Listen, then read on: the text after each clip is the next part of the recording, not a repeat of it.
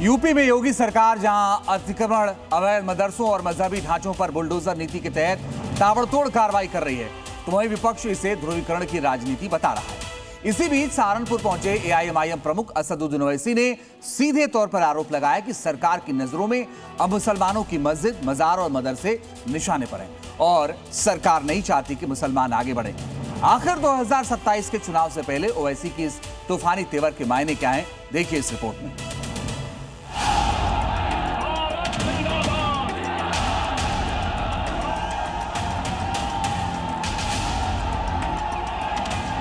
UP के सहारनपुर में ओवैसी ने कदम रखा तो मुस्लिम पक्ष का हुजूम उनके स्वागत में उमड़ आया। जबरदस्त भीड़ और हर तरफ इस्लामिक नारों से पूरा ग्राउंड गूंज उठा। ओवैसी ने बोलना शुरू किया तो मोबाइल की लाइट पूरे ग्राउंड में जगमगा उठी।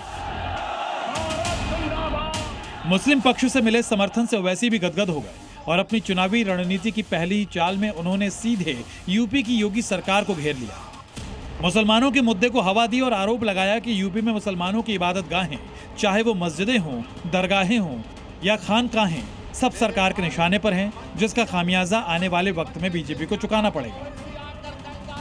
कि मस्जिदों को निशाना बनाकर, मदरसों को बंद करके, हमारी वक्फ की जायदादों को छीनकर, हमारी यूनिवर्सिटियों को तोड़कर वो इस्लाम से हमको दूर कर देंगे, तो मैं इन लोगों से कहूंगा कि जब सोवियत यूनियन था ऐसा ही जुल्म हुआ, कम्युनिस्ट पार्टी खत्म हो गई, सोवियत यूनियन खत्म हो गया और मस्जिदें आज भी आबाद है।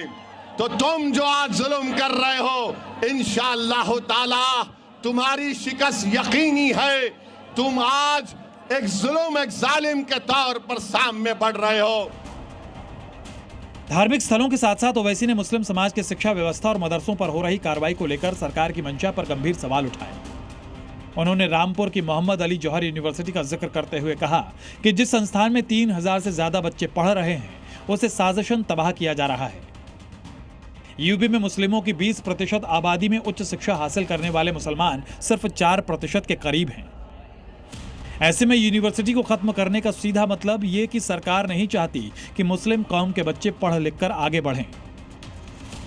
अगर आप यूनिवर्सिटियों को तोड़ना चाहेंगे, 40 में 38 इमारत को तोड़ना चाहेंगे, तो आपका प्रोग्राम वाज़ेह है कि आप ये नहीं चाहते कि मुसलमान तालीम याफ्ता हो, लिटरेट हो, एजुकेटेड हो।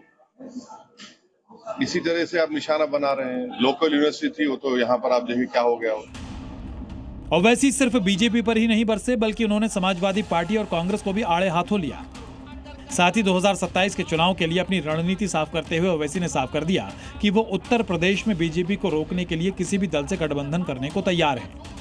साफ है कि मस्जिद, मजार, मदरसा और जौहर यूनिवर्सिटी जैसे संवेदनशील मुद्दों को उठाकर ओवैसी ने 2027 के महामुकाबले के लिए उत्तर प्रदेश का सियासी तापमान बढ़ाने की कोशिश की है।